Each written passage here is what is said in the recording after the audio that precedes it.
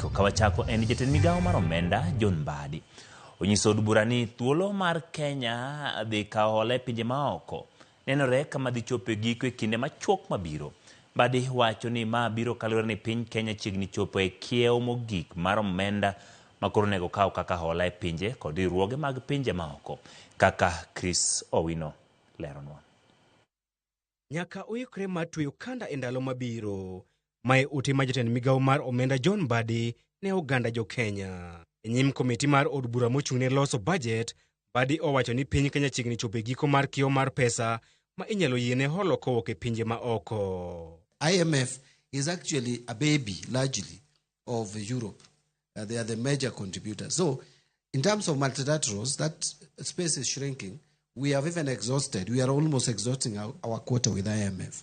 Our IMF will now just be getting into, if we completed the 9th review, which maybe I'll come back to, we will not have any other funding to go for with IMF because we have exhausted. So we will just be having unfunded arrangement with IMF. Now, the same with World Bank, I've said.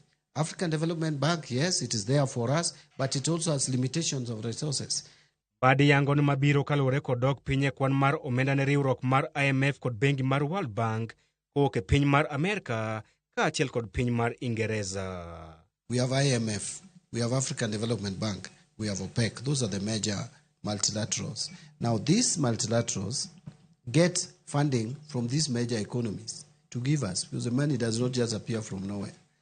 World Bank is heavily funded from the US government, and you can see what is now happening with the new regime there. I mean, new administration, I'm told regime is dictatorial. So the new government there has its own priorities, which you shouldn't blame them because everybody looks at themselves first. Hola ma piny Kenya ne geno yudo kowuok e riwruok mar IMF bende chal kama omuonyo pi bang' piny Kenya rem chopo moko kuom dwaro mag IMF. The UK are no longer as philanthropic as they used to be. You have Japan still assisting us, but for how long? You have Italy trying to help us a bit, how long? So that is what I wanted to say. So the world economy is all hit. So we must start thinking of how to support ourselves. Kata kamano, Mbadi omiyo oganda jo Kenya geno ka olero ni sirikal oseketo okenge malong'o mag bero uchumi ka kedo gi mibadhi, duoko piny nyinyo mag kawo hola e bengi kaachiel gi tego siling ma pacho kae. The most desirable, fight corruption, root it out. If we fail, then allow it. And tell people, if you find a way, we will look for you somehow. But if you escape, just put it here. We will not follow you. If you escape with the ng'ombe, tutakuruhusu uchinje ng'ombe na sisi zote tukule. Badala ya escape with the ng'ombe to the bush and you allow hyenas to eat it there.